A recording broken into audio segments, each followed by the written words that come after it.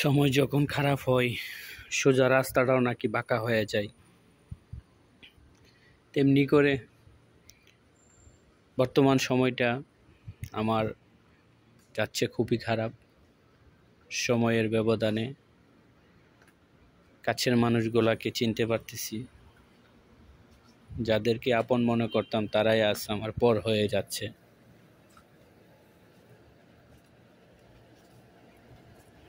কিছু কথা বাস্তবের সাথে ম্যাচিওর হয়ে যায়।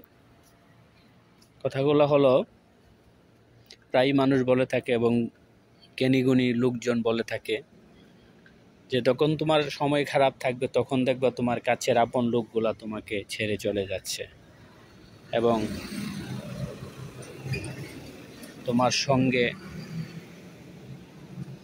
তাদের সময় দেওয়ার মতো সময় থাকবে না। কথাটা বাস্তবে আজ প্রমাণ পাচ্ছি। তবে সময় খারাপ মানুষের সবসময় থাকে না, কারণ মানুষ এই পৃথিবীতে আসছে একা, চলে যেতে হবে একা। এটাই প্রকৃতির নিয়ম, এটাই পৃথিবী সৃষ্টির লগ্ন থেকেই শুরু, শেষ পর্যন্ত এরকমই। আগার পর পৃথিবী ছেড়ে চলে যেতে হবে। তাই সময় খারাপ যাবে, সময় ভালো হবে, সময় মতো চলতে হয় সময়ের গতিতে।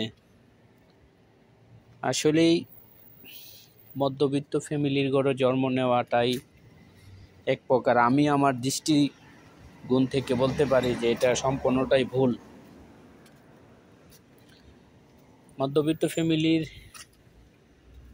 লোকজনরা না পারে নিচের দিকে যাইতে, না পারে উপরের দিকে যাইতে, তারা মিডিলে থাকতে হয়, মধ্যস্থলে থাকতে হয়, তাছাড়া তাদের কোনো গতি থাকে না।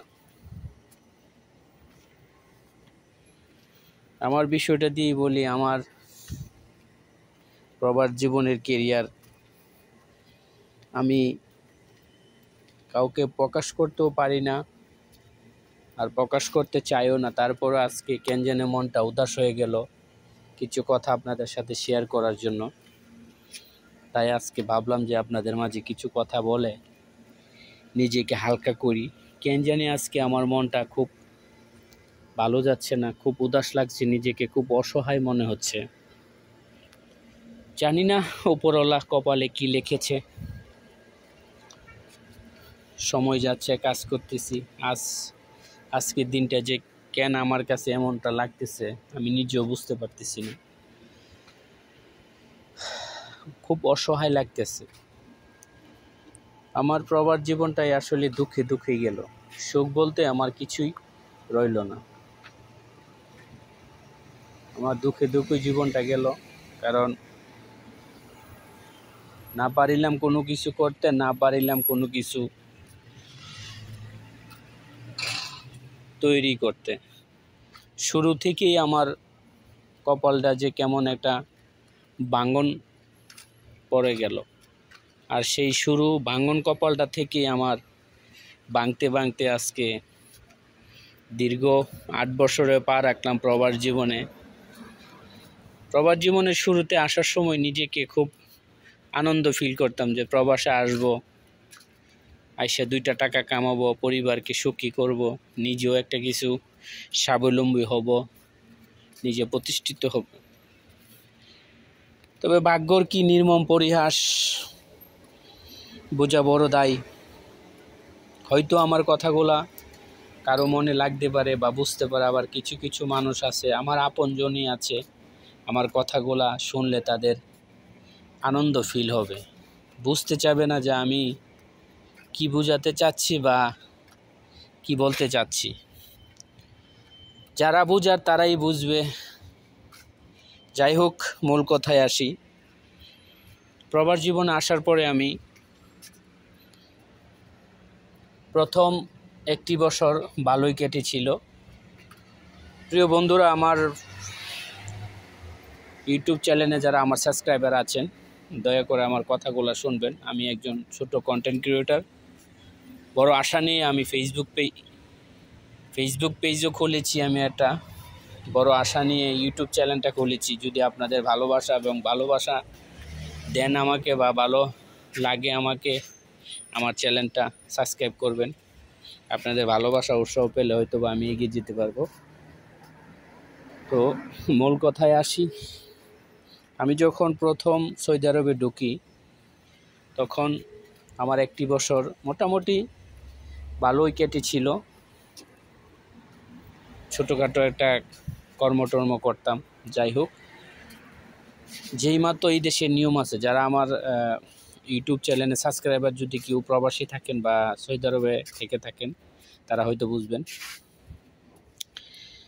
এই বছর আসার বছরটা আকামা বলতে এই দেশে একটা কার্ড আছে, ওই কার্ডটা আকামা 1 বছর আমার চলছিল ভালোই। 1 বছর আকামা ছিল, ভালোই কাজকর্ম করেছিলাম, টাকা পয়সা মোটামুটি ইনকাম করেছিলাম। যাই হোক, হঠাৎ করে আমি কারো দোষী না, কারণ এটা আমার কপালের দোষ, এটা আমার ভাগ্যের নির্মম পরিহাস। ভাগ্যের নির্মম পরিহাস যদি আমার না হতো তাহলে তো আর আমার এরকমটা হতো না। আমি কাউকে দোষী না, এটা হলো আমার কপালের দোষ। কপালের দোষ না হলে কি আর আমি আজ এই প্রবাস জীবন 8টি বছর শুধু বিনা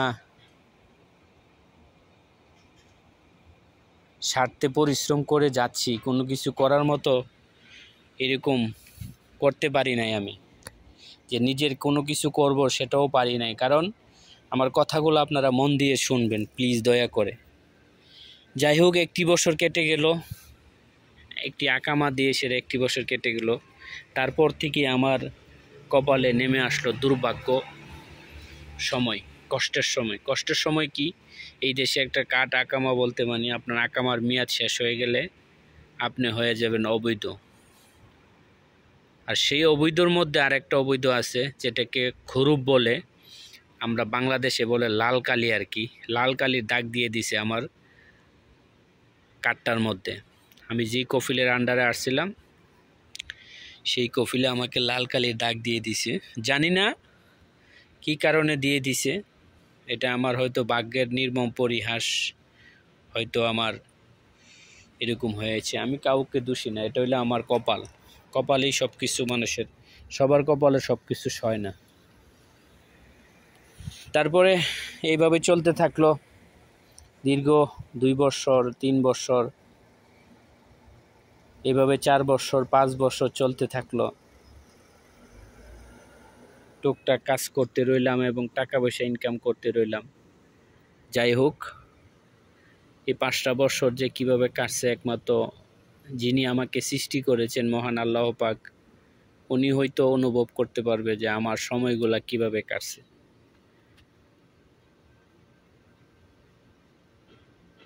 একটা মানুষ যখন প্রবাস জীবন অবৈধ থাকে, যারা অবৈধ থাকে তাদের যে কষ্টটা কাউকে বোঝানোর মতো ক্ষমতা নাই, কারণ বোঝানো যাবে না, ততটুকু কষ্ট আমার উপর দিয়ে গেছে। যাই হোক,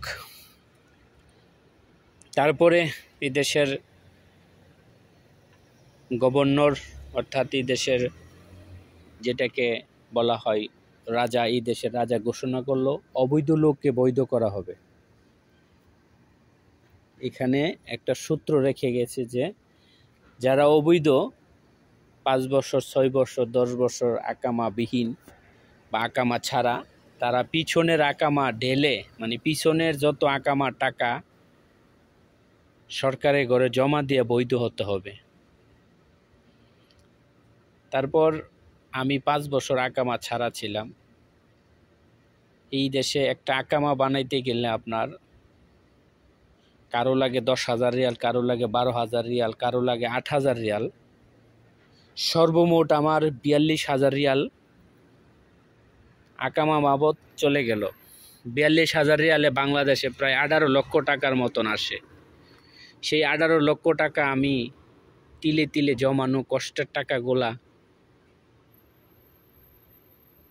ঢেলে আমি বৈধ হইলাম। বৈধ হওয়ার পরে হাজারো দুঃখ কষ্ট বেদনা নিয়ে সেরে এই প্রবাসের মাটিতে কষ্ট করে দিন রাত পরিশ্রম করে আজকে হয়তো আপনাদের সাথে কথা বলতে গিয়ে আমার চোখের জল আসা পড়ছে, পানি আসা পড়ছে। কেন আসছে আপনারা হয়তো অনুভব করবেন। একটা মানুষ যখন সে কান্না আসে, এমনিতেই কান্না আসে না। আমার শরীরটা, আমি একজন প্রবাসী, আমার শরীরে নানা সমস্যা, আমার 2টা অপারেশন হয়েছে, আজকে আপনাদের কাছে শেয়ার করতেছি। 2টা অপারেশনের মধ্যে আমারও শরীরের অনেক সমস্যা দেখা দেয় মাঝে মাঝে। কন্টিনিউ তো ওষুধ খেতেই থাকি, বাকিটা আল্লাহ জানে। ওষুধ যতক্ষণ থাকে ততক্ষণই ভালো থাকি, তারপর আবার রিঅ্যাকশন শুরু হয়। যাই হোক, আল্লাহ কোনো রকম দিনকাল চলতেছে। তারপরে বৈধ হলাম, বৈধ হওয়ার পরে মোটামুটি দেশ থেকে ছুটি কাটায় আসলাম।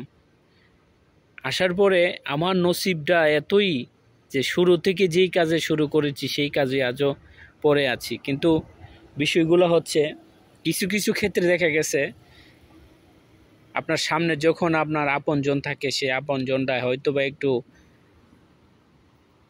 আপনাকে সাপোর্ট করলে হয়তো ভালো কোনো পজিশনও যাইতে পারে, বা দেওয়ার মন মানসিকতা যদি থাকে যে না আপনাকে একটু ভালো পজিশনও দেবে এবং কাজকর্ম ভালো একটা জায়গাতে দেবে, তাহলে হয়তো বা কপালটা ঘুরতে পারে। যাই হোক, কাউকে দোষী না, হয়তো বা আমার কপালে এরকমই ছিল। আসার পরে যে কাজে শুরু করেছি সেই কাজ আজও 7 বছর 8 বছর চলতেছে সৌদি আরবে। এই কাজে আমি আসি, এই কাজই করতেছি। পরিশ্রম করা লাগে, যেটা বাংলাতে বলা হয়। এই দেশের মধ্যে আমি মানুষের বাসার যে বাড়ির যে সিঁড়ি আছে না, লজ্জার বিষয় নয়, কারণ বিদেশে আমি এই কাজ করতেছি, এটা তো চুরি করতেছি না। এদেশে আপনার বাড়ি বলতে মানে কি, মানুষের সিঁড়ি যেটা বাংলাদেশে বলে সিঁড়ি আর কি, এই সিঁড়ি ক্লিন করি আমি প্রতিদিন। যাই রুজি রোজগার হয় মাস শেষে ফ্যামিলিকে দিই, আর কিছু টাকা হয়তো বা আমার ওই যে পিছনে যে গুনাহ করেছিলাম, আমি যে পাপ করেছিলাম, সেই পাপের টাকা আজও আমি পরিশোধ করতে হচ্ছে। আজও আমার পরিশোধ করতে হচ্ছে এই পাপের টাকা। আমি যে পাপ করছিলাম সৌদি আরবে এসে, সেই পাপের টাকা আমার আজও পরিশোধ করতে হচ্ছে। শরীরের রক্ত পানি করে টাকা উপার্জন করে এই দেশের মধ্যেই দিতে হয়।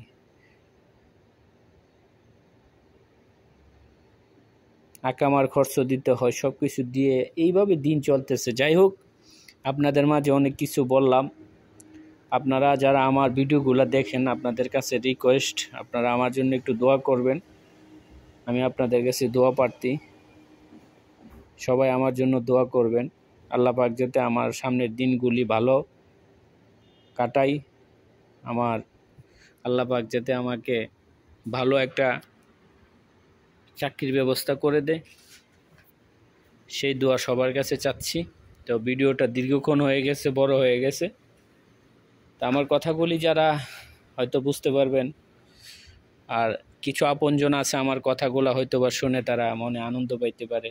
যাক, তাদের মনে আনন্দ পাইলে এটা আল্লাহ পাক তাদের দেখবে আর কি। তবে আমার মনে কষ্ট নেই, তারপরে কিছুটা কষ্ট, কারণ সৌদি আরবে আসার পর থেকেই এই যে শুরু হয়েছে পরিশ্রম, এবং পরিশ্রম করতেছি, কোনো আকারিকার পাচ্ছি না যে কোথায় গিয়ে থামবো আমি। এইভাবে চলতেছে। একটা মানুষ কত পরিশ্রম করতে পারে? 6-7 বছর একাধারে একই কাজ করে যাচ্ছি। যাক, এরপরও শুকরিয়া আল্লাহ পাকের কাছে। মহান আল্লাহ পাক যদি আমার প্রতি দয়া হয়, সহানুভূতি হয়, যদি আল্লাহ পাক আমার ভাগ্যটা কিছুটা পরিবর্তন করে, আমি আল্লাহর কাছে হাজারো শুকরিয়া যাপন করব। তো আজকের মতো এখানে বিদায় নিলাম। সবাই ভালো থাকবেন, সুস্থ থাকবেন।